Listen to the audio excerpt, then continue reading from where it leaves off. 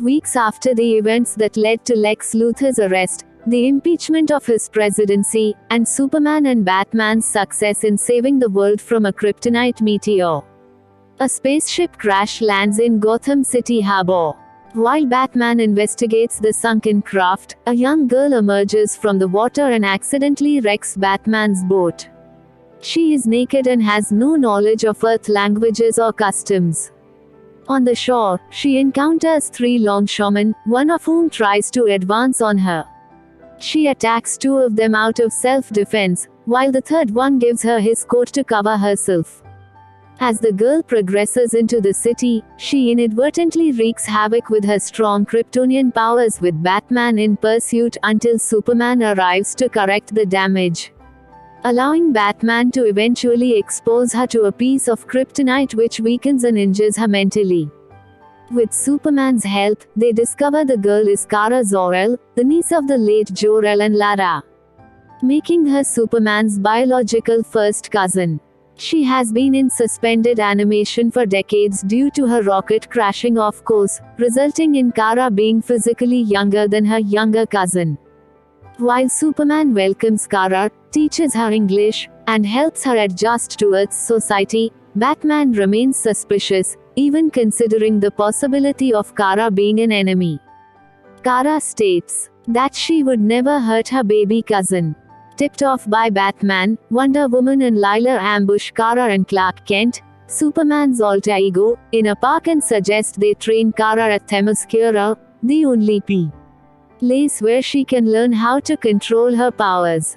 Superman reluctantly agrees to let them train Kara, but still prefers to watch over her himself. However, Batman and Wonder Woman advise Superman to steer clear of Kara, criticizing his care of her.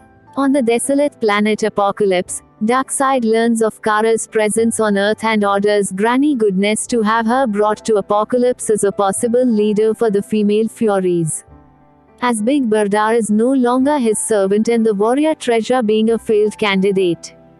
2 months later, Batman and Superman are checking on Kara on Themyscira during a sparring match against Artemis. When Kara and Lila sneak away for a swim, a horde of Doomsday clones arrives from Apokolips. Superman, Wonder Woman and the Amazonian army fight them until Superman vaporizes them all with his heat vision. Batman, however, guesses the reason for the clones' attack and discovers Kara missing and Lila dead. A last manifestation of her precognition reveals that the culprit is none other than Darkseid, who ordered a diversion to keep them busy, allowing time for Granny to kidnap Kara. Once Kara is brought to Apokolips, Darkseid begins the process of brainwashing her. After he is finished, Kara turns cold-hearted and bloodthirsty, begins serving Darkseid and becomes the captain of his honor guard. Batman, Superman and Wonder Woman ask Big Berda to help them find their way to Apokolips, and despite initially refusing, she agrees. There, Superman infiltrates Darkseid's palace while Wonder Woman and Berda go through the sewers directly into the fighting arena, where Granny Goodness and the female Furies ambush them. After a hard fight, Granny and the Furies are subdued. Separating himself from the others, Batman finds Darkseid's supply of hell spores, the source of the fire pits on Apokolips. Superman encounters Darkseid and discovers the brainwashed Kara. When he tries to bring her back to Earth, Kara refuses to go with him, and upon attacking him, Darkseid orders her to kill Superman. Darkseid watches them fight until Batman confronts Darkseid and informs him that he has activated the hell spores, which will destroy Apokolips. He issues Darkseid an ultimatum: free Kara and promise to leave her alone, and Batman will deactivate the spores.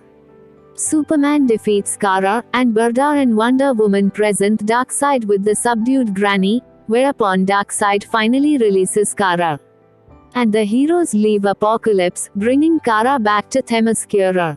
Back on Earth, with their lives apparently normal again, Clark takes Kara to meet his adoptive parents in Smallville. However, Darkseid, who was waiting to kill Superman, ambushes them. He had promised to leave Kara alone, but not Superman or Earth. Darkseid almost kills Superman with his Omega beams before Kara takes the blast for her cousin. Superman attempts to fight Darkseid, but is quickly overwhelmed and punched into space. Kara engages Darkseid in a lengthy battle and manages to hold her own. Having received Amazonian and Apocalyptian training, but he eventually gains the upper hand and knocks her into unconsciousness.